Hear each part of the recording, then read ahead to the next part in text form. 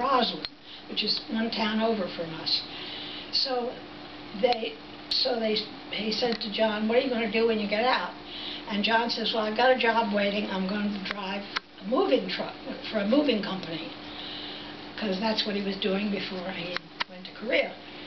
So they were, they had to hold your job, and they did that stuff. So the guy said, "Oh, you ought to get out of the trucking business. That's hard work." He says, "Why don't you be a hairdresser like me?" And John said, this guy was about 6'4" and a great big scrapping healthy guy. And he said, "You're a hairdresser?" And the guy said, "Nothing to it. Easiest thing in the world. You go take a course, and these broads come in, and you screw up their hair, and they pay you money, and it's very easy and fun, and you like it." And John said, "It's crazy. I'm a tank driver." He's really a strong guy too. So he said, and this fellow said to him, "When you get back to New York, when we all get out of here, if you're alive, come over to Roslyn, and I'll show you my shop, and I'll show you what to do." So John went over one day to see his shop and said, "God, that looks so easy." He went to one of those beauty places, took a little course, and he became a very good hairdresser. But to look at him, you'd have sworn, he was either a truck driver or a ditch digger or something physical, because he was so big and strong and healthy. But he was a very delicate hairdresser. He got to be very, very good. He had 4 girls and himself, by the time I left. So he always called me Mrs. B.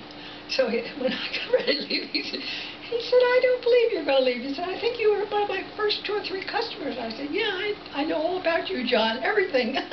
He's always bitching about his wife. He would divorce her, but he's scared of her father. He said, "She's a double pain in the ass."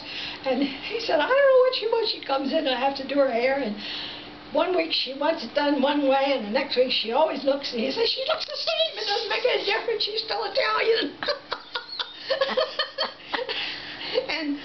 But anyway, when I told him I had bought the apartment out here and I was leaving, and he said, "Oh, we're all going to miss you," and all these girls that he had broken in.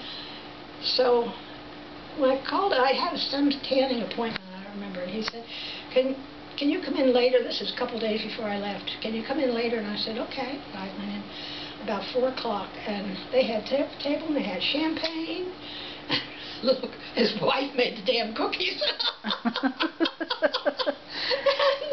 and so we had a teary farewell. Oh. You see these people every week, and you get to know them real well, and it's very interesting. I haven't kept in touch with John or my Polish painters.